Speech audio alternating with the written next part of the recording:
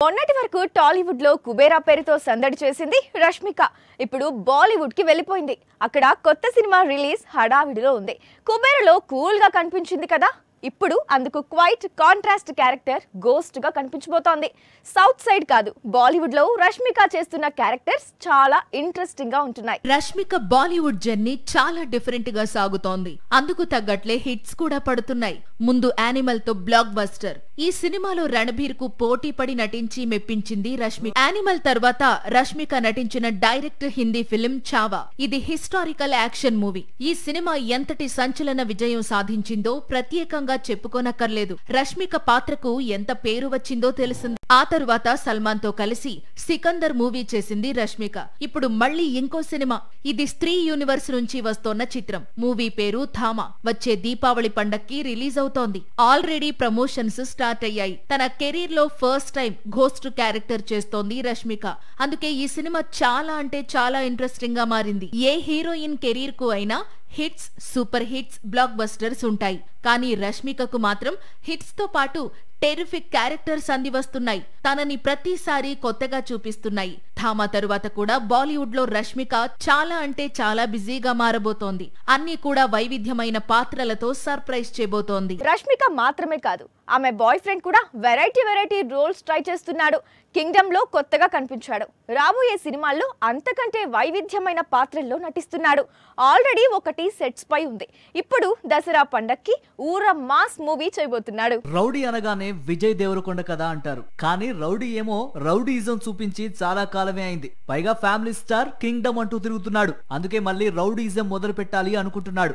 ఈ దసరా నుంచే తిరిగి రౌడీయిజం మొదలు పెట్టబోతున్నాడు. ఒకప్పుడు విజయ్ అంటే ఇలా ఉండేవాడు. కానీ ఈ మధ్య ఫ్యామిలీ స్టార్ గా మారాడు. కింగ్డమ్ లో మరీ సీరియస్ క్యారెక్టర్ చేశాడు. కానీ రౌడీ అని పిలిపించుకుంటూ రౌడీ నేమ్ మూవీ చేయకపోతే ఎలా అనుకున్నాడో ఏమో. ఫ్యామిలీ స్టార్ తీసిన దిల్ రాజు బ్యానర్ లోనే రాజావారు రాణివారు తీసిన దర్శకుడితో కలిసి రౌడీ జనార్దన పేరుతో మూవీ చేయబోతున్నాడు. మళ్ళీ రౌడీయిజం చూపించబోతున్నాడు. ప్రస్తుతం శామ్ సింగ్ రాయ్ తెరకెక్కించిన రాహుల్ సంకృత్యాన్ దర్శకత్వంలో తెరకెక్కుతున్న భారీ చిత్రంలో నటిస్తున్నాడు విజయ్ దేవరకొండ. ఈ మూవీలో హీరోయిన్ గా రష్మిక నటిస్తోంది. ఇదో పీరియాడికల్ స్టోరీ. ఈ సినిమాతో పాటు దసరా పండక్కి కొత్త చిత్రాన్ని ప్రారంభిస్తాడు విజయ్. 2 సినిమాలకు కలిపి షూటింగ్ చేస్తాడు. రౌడీ జనార్దన చిత్రం పూర్తిగా రాయలసీమ బ్యాక్ డ్రాప్ లో తెరకెక్కనుంది. విజయ్ పవర్ఫుల్ పొలిటీషియన్ గా కనిపించబోతున్నాడట. ఈ చిత్రంలో హీరోయిన్ గా మహానటి కీర్తి సురేష్ నటించనుంది. Senior hero Rajasekhar villain role లో చేస్తున్నాడని టాక్ ఉంది. పుష్ప సీక్వెల్ గురించి ఐకాన్ ఫ్యాన్స్ ఏ విధంగా అయితే ఈగర్ గా వెయిట్ చేశారో, యానిమల్ సీక్వెల్ గురించి రణబీర్ ఫ్యాన్స్ కూడా అదే విధంగా వెయిట్ చేస్తున్నారు. కానీ సందీప్ వంగ స్పిరిట్ లో బిజీగా ఉన్నాడు. మరి యానిమల్ సీక్వెల్ సంగతి అంటే బర్త్డే బాయ్ రణబీర్ సీక్వెల్ కు బిగ్ అప్డేట్ ఇచ్చాడు. షూటింగ్ ఎప్పుడు స్టార్ట్ అనేది రివీల్ చేసేశాడు. సందీప్ వంగ దర్శకత్వంలో రణబీర్ హీరోగా నటించిన యానిమల్ ఎంతటి సంచలన విజయం సాధించిందో తెలిసిందే. దీంతో యానిమల్ సీక్వెల్ గురించి అప్పుడే ఎదురు చూపులు మొదలయ్యాయి. కానీ యానిమల్ డైరెక్టర్ ప్రస్తుతం స్పిరిట్ తెరకెక్కించే పనిలో ఉన్నాడు. దీంతో ముందు స్పిరిట్ రిలీజ్ అయితే గానీ యానిమల్ సీక్వెల్ పై క్లారిటీ రాదు అని సైలెంట్ అయిపోయారు. September 28 Ranbir Kapoor birthday. దీంతో యానిమల్ హీరో సీక్వెల్ పై అప్డేట్ ఇచ్చాడు. 2027లోనే యానిమల్ సీక్వెల్ షూటింగ్ స్టార్ట్ అవుతుందని గుడ్ న్యూస్ చెప్పాడు. యానిమల్ ఫ్యాన్స్ కు ఊహించని సర్ప్రైజ్ ఇచ్చాడు. పైగా సీక్వెల్ స్టోరీని ఆల్రెడీ సందీప్ వంగ తనతో డిస్కస్ చేశాడని చెప్పాడు. యానిమల్ పార్క్ నెక్స్ట్ లెవెల్లో ఉంటుందని ఊరిస్తున్నాడు. రణబీర్ కపూర్ ఇంత కాన్ఫిడెంట్ గా ఉన్నాడంటే 2026లోనే స్పిరిట్ షూటింగ్ కంప్లీట్ కావడం ఖాయంగా కనిపిస్తోంది. 2027 ప్రారంభంలో రెబల్ మూవీ రిలీజ్ అయితే ఆ వెంటనే యానిమల్ 2 పై సందీప్ వంగ రణబీర్ కపూర్ ఫోకస్ పెట్టే అవకాశం ఉంది. యానిమల్ స్టోరీని సందీప్ వంగ డీల్ చేసిన విధానం, ఆ క్యారెక్టర్ ను రణబీర్ పోషించిన విధానం నార్త్ ఆడియన్స్ కు బాగా నచ్చింది. అందుకే రికార్డ్ స్థాయిలో 900 కోట్ల వసూళ్లు అందించారు. యానిమల్ పార్క్ తప్పకుండా 1000 కోట్లు కొల్లగొట్టే అవకాశం ఉంది.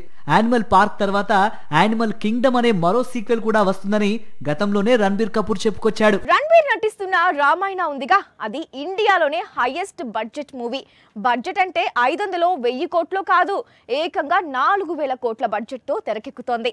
ఈ సినిమాలో ఛాన్స్ మిస్ అయింది కేజీఎఫ్ హీరోయిన్ శ్రీనిధి.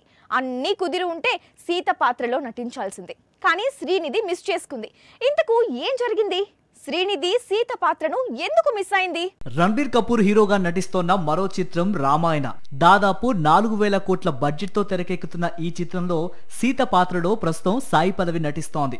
కానీ సాయి పల్లవి కంటే ముందు ఈ పాత్ర కోసం శ్రీనిధి శెట్టిని సంప్రదించినట్లు, ఆమె నో చెప్పినట్లు కొంతకాలంగా వార్తలు షికార్లు చేస్తున్నాయి. రామాయణంలో రావణుడి పాత్ర చేస్తున్నాడు యష్.